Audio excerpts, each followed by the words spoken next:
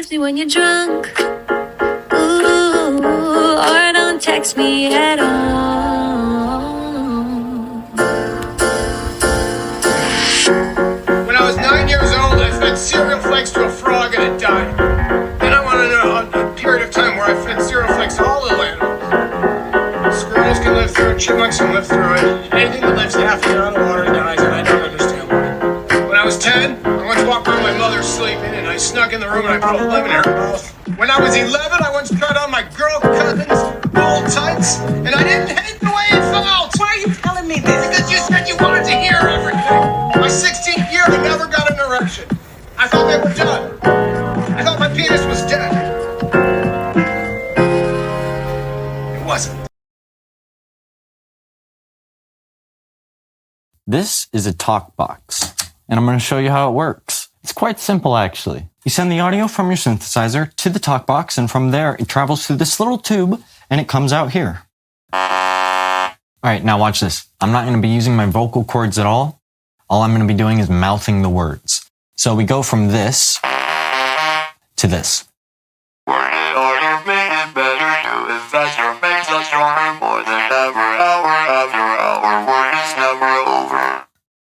Pretty interesting, right?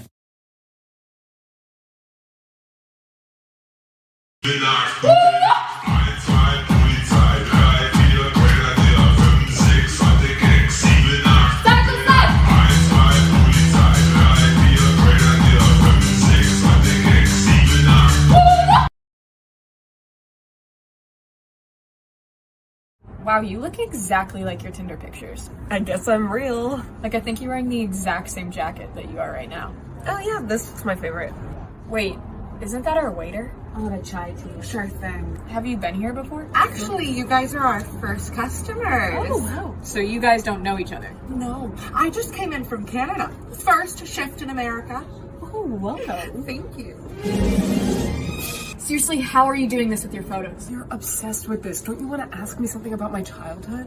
Who took that? I had it pretty rough. I'm sorry, but I had to grow up really fast. You're not My answering. dad's a race car driver. When did... Oh, by the way, watch out. Why? Whoa! Sorry! What? Told ya. Okay, this is not gonna work. Yeah, I know. Let me guess, you predicted that too? No, I just saw that you have Ed Sheeran as your top artist. Is it ironic? You already know the answer to that. I'm gonna go.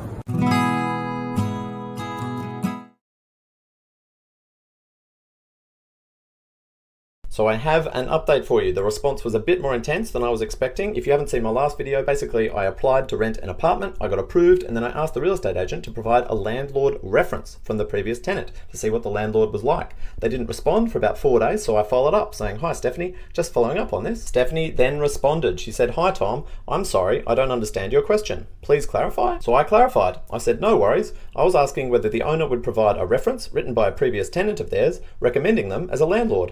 I found this is an effective way to find out if an owner is good to their tenants, and it seems appropriate as I've already provided a few references to them. Let me know." Stephanie responded. She said, "Unfortunately, the owner will not provide a reference as they are not in contact with the previous tenant." Interesting. So I responded, and this is where I get a little bit cheeky. I'm like, "All good, that's a shame. I assumed the owner or the real estate would have their previous tenants' email addresses." So just to confirm, the owner doesn't have any previous tenants they could get in touch with to write a positive reference for them. Stephanie responds, "The owner does not wish to contact the previous tenants and it is not a requirement. All the best with your property search." Then that same minute, literally in the same minute as that last email was sent by Stephanie, I received this notification that my application to rent the apartment had been withdrawn. It says, "We've received advice from you indicating that your application has been withdrawn. This message is to confirm that we have actioned your request." I didn't request to be withdrawn. I just got withdrawn. I emailed Stephanie to clarify what happened. I said, "Thanks. I understand it's not a requirement. I was just asking. I see you've withdrawn my application. Is this because I asked for a reference? I'm sorry if you thought it was an unreasonable request." And Stephanie responds one last time saying, "The owner prefers a long-term lease period," which interestingly enough was not an issue when I originally applied and got approved. So in conclusion, I think asking for a landlord reference is a good idea, and if we all start doing it, it could become more normalized. However, if they can't find anyone to give them a good reference, I would advise against rubbing their nose in it like I did, because I think that's what pissed Stephanie off, and then if you do that, they will immediately reject your application.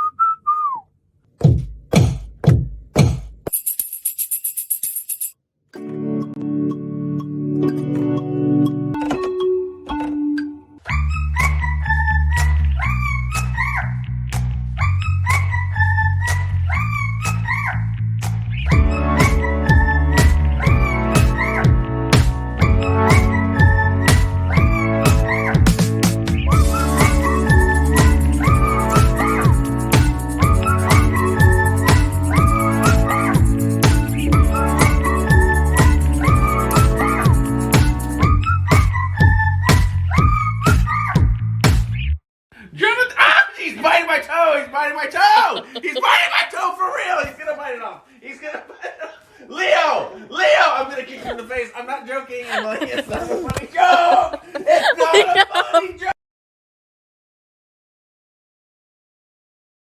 I just want to start this off by saying, if you see something, say something.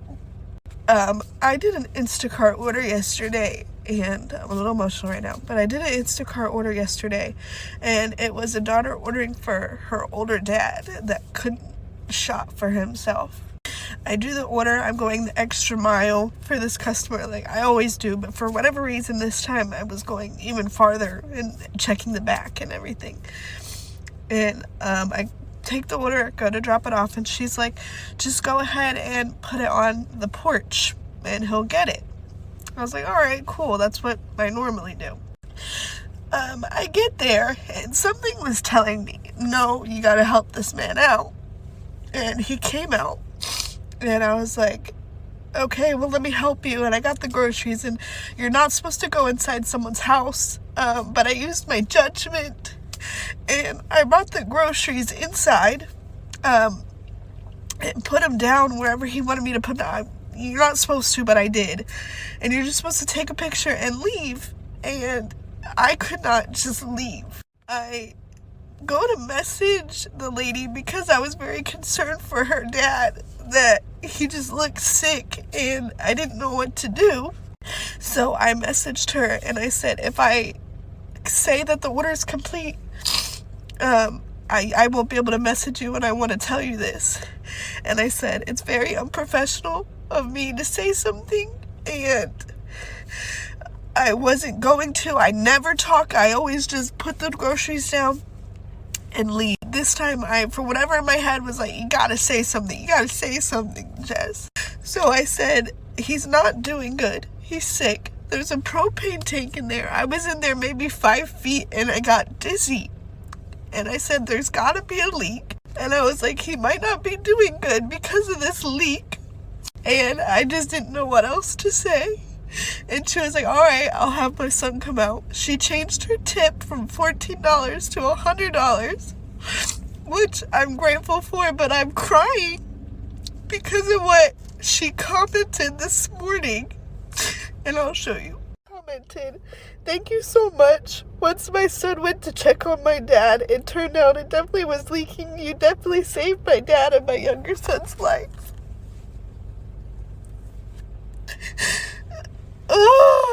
So that being said, I'm just an Instacart worker, but if you see something, say something, and I did, and I'm so happy I did, and I'm so happy that he can live a better life.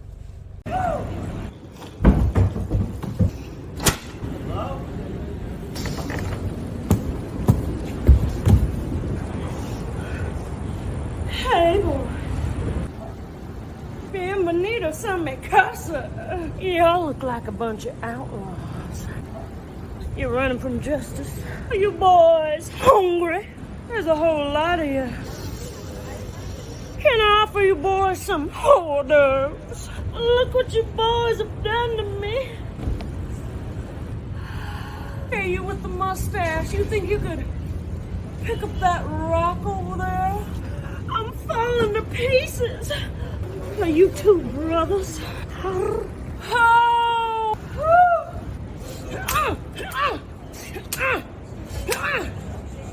Well, boys, I'm kind of tired. I'm gonna head up now.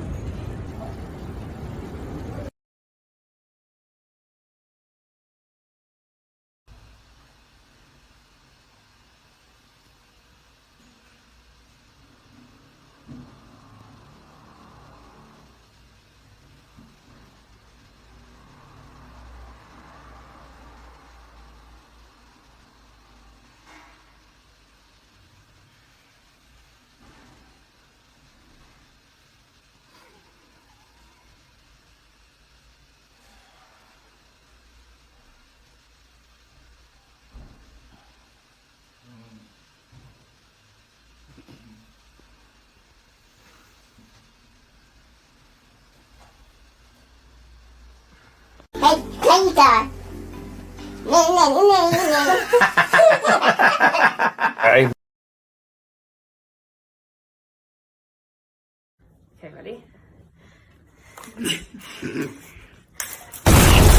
How you know who is and who isn't from New York. If they looked, they're not from New York. What's this? It's an art project. Okay, I like it. Picasso.